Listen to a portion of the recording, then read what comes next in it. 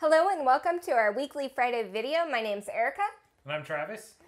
And today we're going to do some updates on our past ecospheres as well as some projects that we're starring on but haven't shown you guys yet unless you're in the Discord. One of the biggest things that we've been getting questions about are the ecospheres and basically what we suggest on doing to try to have success with it. Now the thing is with ecospheres, it's still kind of a learning process for a lot of us that are doing this. There really hasn't been a defined way of the best way to do it. One example is you can see these two ecospheres. We've tried to set them up the best of our ability, but this one clearly has very cloudy water compared to this one. Now, we do have some ideas of why we think that's happening, and we also have some tweaks that we've been doing to them because we don't think the balance is quite right in them. For instance, the crayfish that we had in the previous videos, we have since rehomed them to someone else locally. Having a predator and something this size is going to put so much strain on it that it's really not going to be able to support it long term. So we wound up taking those out of here and trying to kind of tailor what is living in here to be sustainable long term, hopefully.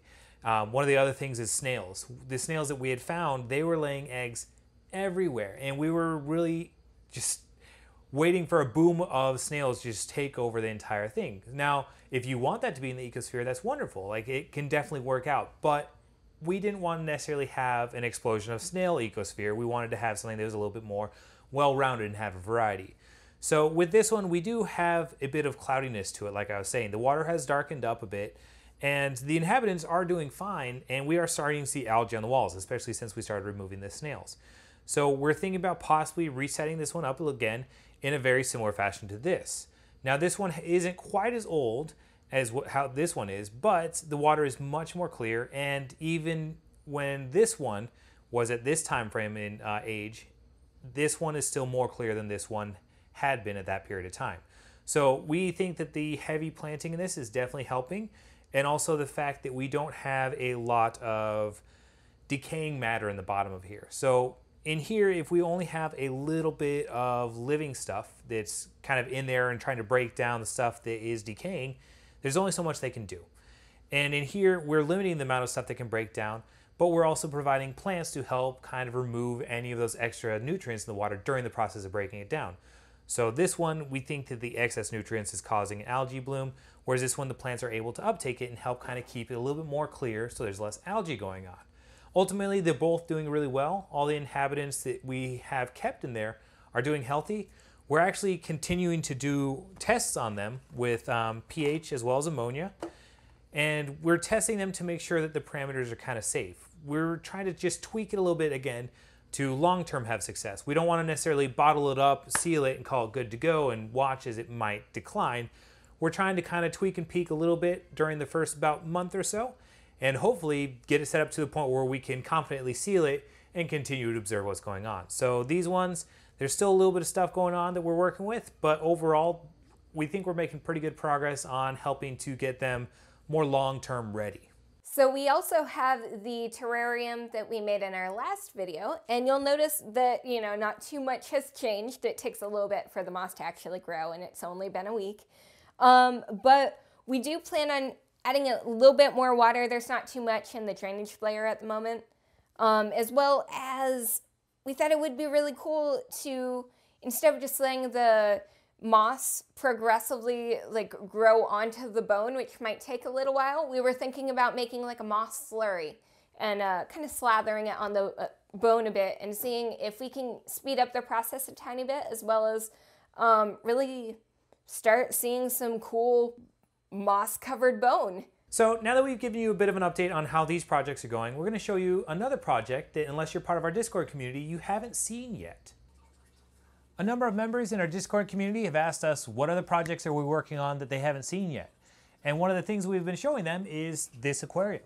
Right now what we're doing is a fishless cycle, and we are preparing it to keep Neocaridina shrimp. Now this fishless cycle, we've been doing it for over a month now, and it's just to kind of help prepare the tank and get it all settled in prior to actually putting anything living in it. Now you'll probably notice that we have two large pieces of driftwood in here. They right now have some heavy bags of sand on them. It's just to help keep them in the water until they take on enough and sink on their own.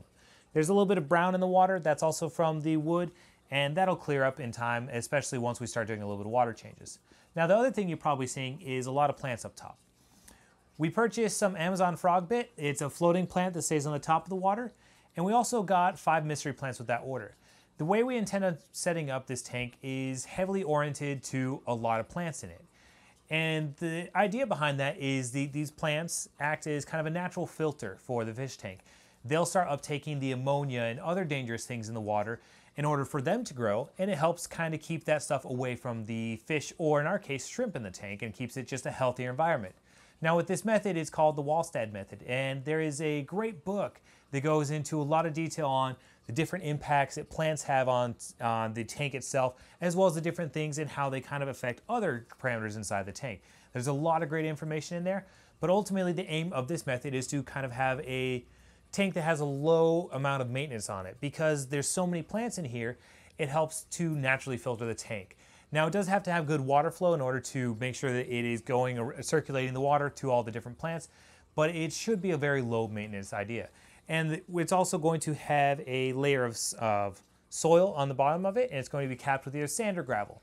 So what you're going to see as this tank progresses is we're going to start building up that substrate layer a little bit more officially. Right now it's just some gravel, and we're going to start adding the plants to it to start get it going. And once that's all established, we're going to be able to add the shrimp ultimately. And right now it's pretty exciting because we actually have people that are basically sponsoring the shrimp that are going to be inhabiting this tank, and they're doing it through Patreon donations. And they're also able to kind of name the different shrimp that are going into the tank.